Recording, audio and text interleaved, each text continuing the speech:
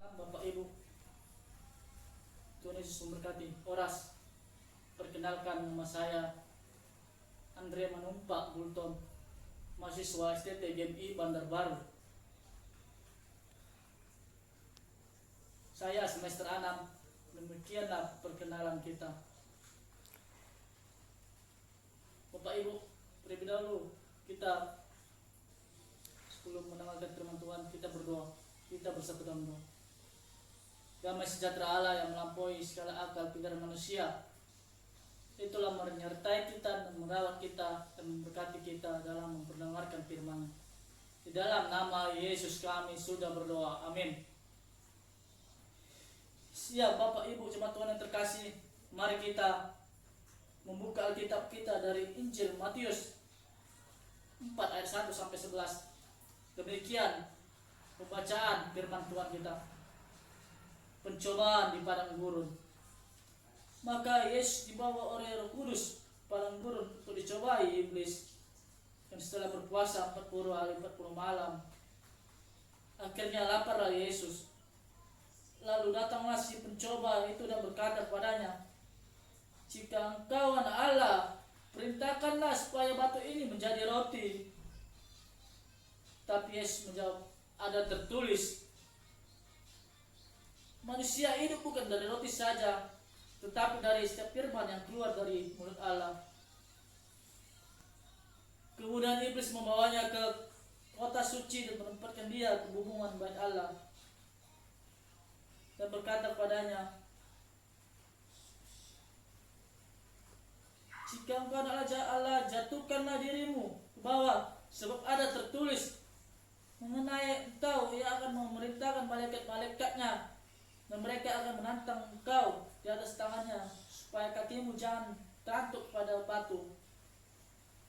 Yesus berkata lagi kepadanya,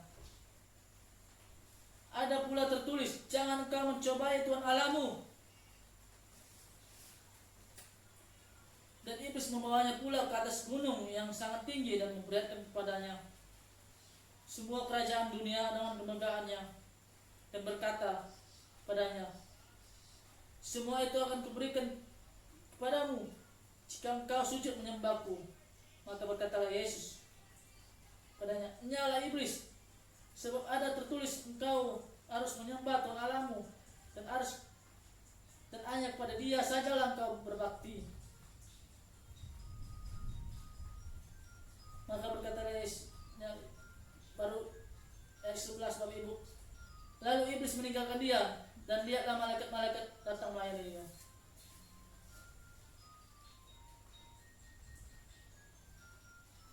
Ya Bapak Ibu jemaat Tuhan terkasih, saya mengambil tema pencobaan berat selalu menghampiri kita. Bapak Ibu, saudara-saudari yang terkasih Tuhan kita Yesus Kristus, banyak dari kita sekarang umat manusia yang tidak tahan lagi dalam pencobaan dalam hidup kita sekarang ini. Ketika kita dicobai sama si iblis atau yang terjadi kesusahan dalam hidup kita, misalkan ada permasalahan, kita langsung tidak percaya kepada Yesus Kristus, ataupun kita marah kepada Tuhan ketika mengalami pencobaan yang terjadi dalam hidup kita. Ya Bapak Ibu jemaat Tuhan terkasih, saya memberi kesaksian sedikit. Saya pun pernah dicobai oleh iblis. Ketika orang tua saya dipanggil oleh Tuhan di bulan 1 kemarin, sebenarnya saya sangat sedih melihat orang tua saya, dia tidak sampai melihat saya wisuda Bapak Ibu. Tapi itu sudah kehendaknya Bapak Ibu. Kita harus percaya pada Tuhan dan berpengharapan, jangan kita menjauhkan diri pada Tuhan Bapak Ibu. Ya Bapak Ibu, demikianlah kesaksian saya. Ya Bapak Ibu, saudara-saudari terkasih, Injil Matius ini adalah Injil yang pertama dari 3 sinoptik. Dan Injil ini adalah sumber daripada Injil dari penulis Injil Markus. Injil ini adalah menceritakan tentang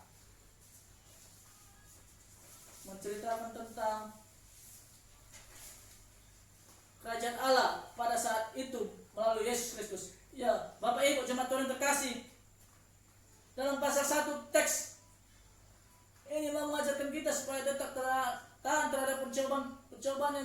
dilakukan percobaan yang sangat berat. Seperti saya tadi, ketika orang tua saya dipanggil, kira orang tua saya ini, bapak kami ini, bisa enggak saya wisuda. Saya pun merasa sangat sedih, tapi bagaimana, karena situ sudah kehendak Tuhan dan kehendaknya. Dan kita janganlah berpengharapan dengan duniawi ini.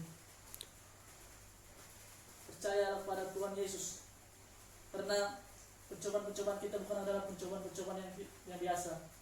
Seperti Tuhan Yesus, pencobaan yang berat. Ya Bapak Ibu, jangan Tuhan terkasih, dalam pasal 2 Injil Matius ini ingin menceritakan tentang berpuasa. Dia berpuasa pada 40 hari, 40 malam. Bapak Ibu, cuma Tuhan yang terkasih. Coba kita bayangkan bagaimana kita berpuasa dalam hal itu. Pasti sudah kelaparan, bukan? Injil ini mengajarkan kita berpuasa. Bagaimana manfaat kita berpuasa? Manfaat kita berpuasa adalah untuk menjauhkan kita dari dosa, untuk menghindari perbuatan duniawi ini, Bapak Ibu. Tapi walaupun kita berpuasa, Yesus menghentikan kita dalam berpuasa, Bapak Ibu, saudara-saudara terkasih. Karena Yesus telah menyelamatkan dosa kita, dan Dia yang menanggung beban-beban hidup kita, Bapak Ibu jemaat Tuhan terkasih.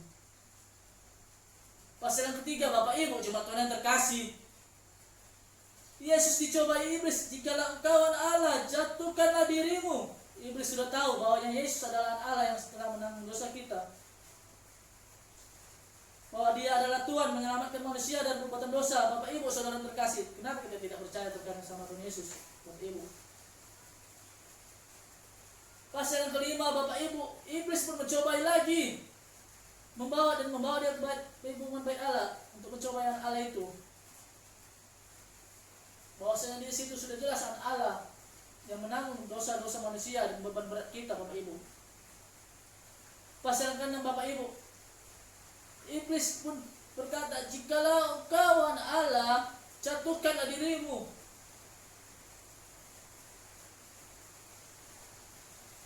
Mengapa kita tidak beriman ketika kita mengalami percobaan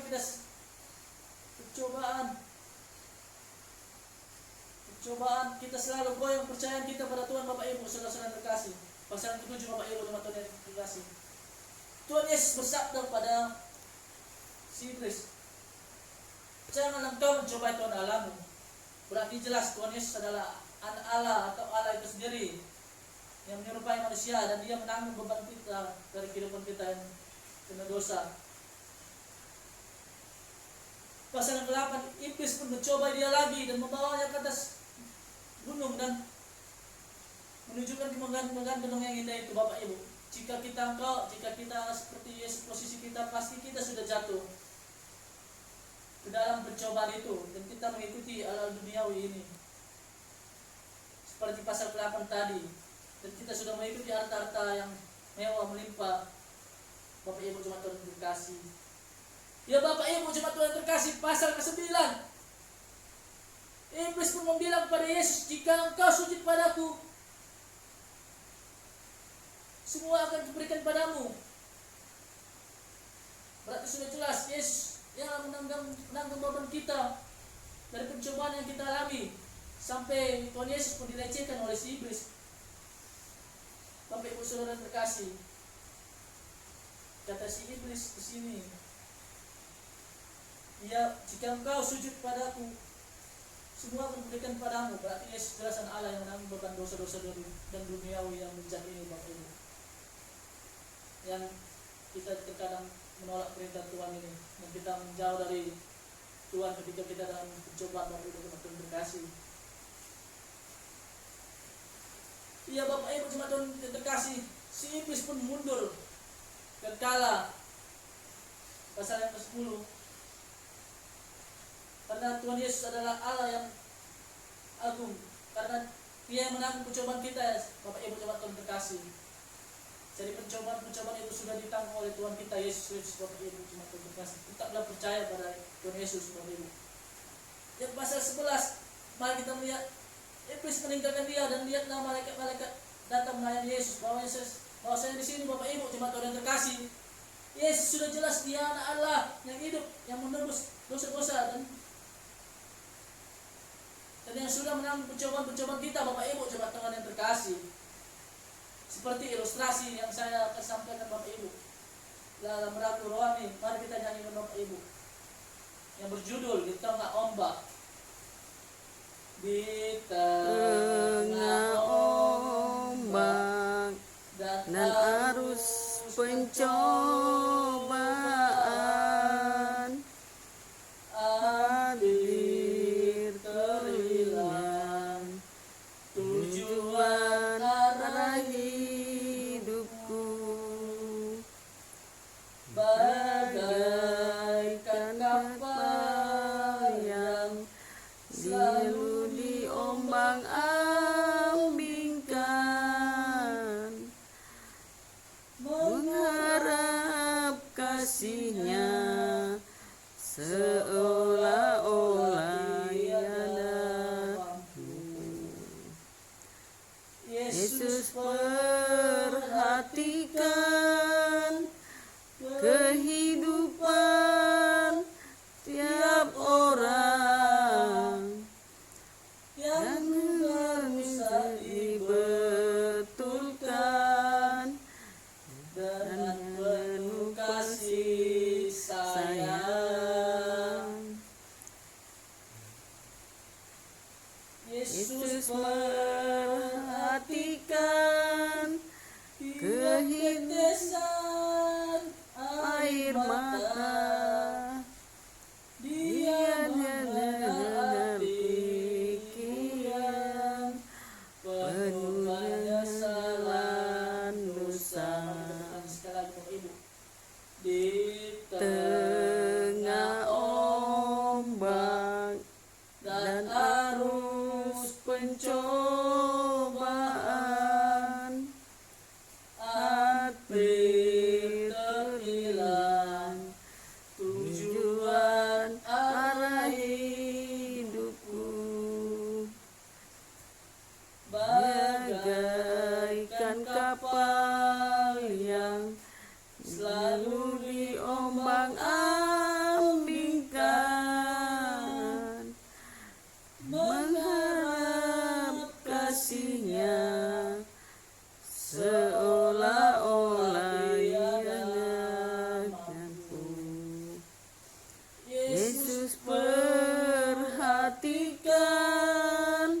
kehidupan tiap orang yang sudah bisa dibetulkan dengan penuh kasih sayang. Yesus perhatikan tiap tetesan air mata, Dia mengenal hatimu yang penuh penyesalan dosa. Ya Bapak Ibu dimaksud kasih. Terkadang hidup kita ini selalu penuh dengan pencobaan, dan kita pun pernah juga berbuat dosa Bapak Ibu. Tapi ingatlah Yesus yang menanggung pencobaan-pencobaan itu bagi kita dan menembus dosa-dosa kita Bapak Ibu. Ya Bapak Ibu, saudara-saudara yang terkasih, refleksi yang bisa kita lakukan, hendaklah beriman kepada Yesus walaupun persoalan yang terjadi dalam kehidupan kita ataupun percobaan-percobaan yang selalu kita hadapi semakin berat. Karena Tuhan Yesus yang menanggung beban atau percobaan yang kita itu atau yang semakin berat dalam kehidupan kita, seperti Injil Matius tadi, bahwasanya Yesus yang menanggung percobaan kita atau dosa kita. Kita harus berpengharapan kepada Dia Bapak Ibu, dan beriman atau melakukan puasa untuk menghindari kita dari dosa-dosa duniawi ini Bapak Ibu jemaat Tuhan yang terkasih, atau perbuatan buruk pada sesama kita, atau perbuatan kita dengan dosa gereja kita. Bapak Ibu, saudara terkasih, itulah dari refleksi kita. Hendaklah kita harus berpengharapan pada Tuhan Bapak Ibu, karena percobaan-percobaan yang kamu alami bukan percobaan yang berat seperti aku bilang Tuhan Yesus. Karena Yesus yang menanggung percobaan kita Bapak Ibu. Jadi kita harus percaya pada Tuhan Yesus dan mengakui pertobatan kita, dan hendaklah kita berpengharapan kepada Dia, karena Tuhan Yesus yang menanggung beban hidup kita ini Bapak Ibu, dan karena Dialah Dia yang menanggung dosa-dosa kita Bapak Ibu, dan Dia menanggung beban kita Bapak Ibu. Amin. Kita bersatu dalam doa. Ya Tuhan, kami bersyukur ya Tuhan atas hidup kami Tuhan. Engkau telah menanggung beban kami selama ini Tuhan, dan menebus dosa-dosa kami ya Tuhan. Ya Tuhan, berkati juga lah firman kami tadi Tuhan, supaya kami tak percaya dan pengharapan kepadamu saja ya Tuhan. Dan berkatilah kami juga Tuhan di dalam rumah kami masing-masing Tuhan. Di dalam nama Tuhan Yesus kami sudah berdoa. Amin.